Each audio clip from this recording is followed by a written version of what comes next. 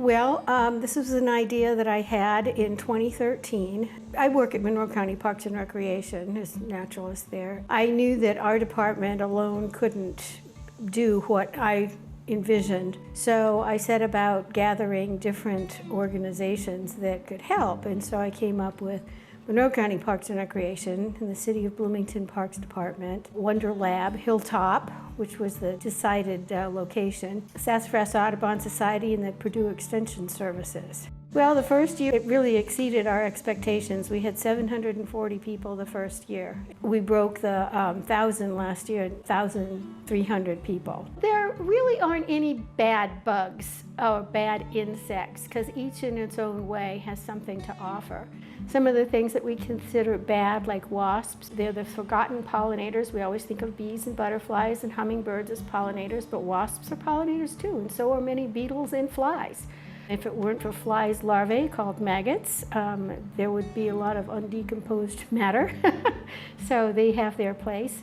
Wasps, actually, many of them are parasitic on other insects that are injurious to garden plants and garden pests. So we want to think about that too. So as you see, there's no good bug, bad bug. Now everybody kind of wonders about the mosquito though. We start with the health department, and they have live mosquito larvae. They also have preserved specimens of ticks, the various kinds of ticks and things, information about that. And then we move to Wonder Lab that has the Madagascar hissing cockroach races with raised tracks. Then we have some live spiders, we have live butterflies, live honeybees. This year we had a gal that raises food for pets, things like bee moth larvae and mealworms and that kind of thing. There were some live monarchs that were ready to be released at the monarch station, burying beetles that the biology department brings. We have mealworm races with live mealworms. We try to have as much variety as possible. Being at the beginning of the summer, some insects, the winged insects and the singing insects, like the cicada that's outside right now, and katydids that sing at night, they don't have their development long enough that they have their singing apparatus. So. We always provide food trucks that have cold drinks and food for the cranky kids that are hot and hungry at the end of the day, or just people who want to have a nice cold drink. We do offer that. And we also have musicians. And so we have a musician friend who has rounded up musicians for us for the past several years. And that just adds a little bit. As people are coming in to the welcome table, there's music going on, and that's what we like.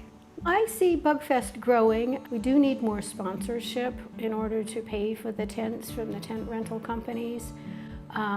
We've actually considered, even though Bugfest is free, this year we put out a donation jar, and we're kind of tossing around the idea of maybe charging a $1 entrance fee to help cover the expenses of tents. We also have parking people. This year we had the Sheriff's Reserve that helps with parking. Otherwise it's just chaos. So that's another added expense. We also provide porta potties and hand washing stations. So altogether we need to have an operating budget each year of $3,000, and so we really do need that extra funding to expand. We just had an online donation link at the Monroe County Parks and Recreation, and also on Hilltop Garden and Nature Center, the Bugfest link also has a donation spot. The kids are charming, the adults are learning just as much as the children are, and even if you volunteer, you're learning by volunteering too, and helping to bring a really fun community event. So we really encourage people to come out and volunteer, and we really need you. We try to make it a very fun day. We try to have something different every year, new games, new activities, new insects, new exhibitors. So every year should be a fun and new experience for everybody.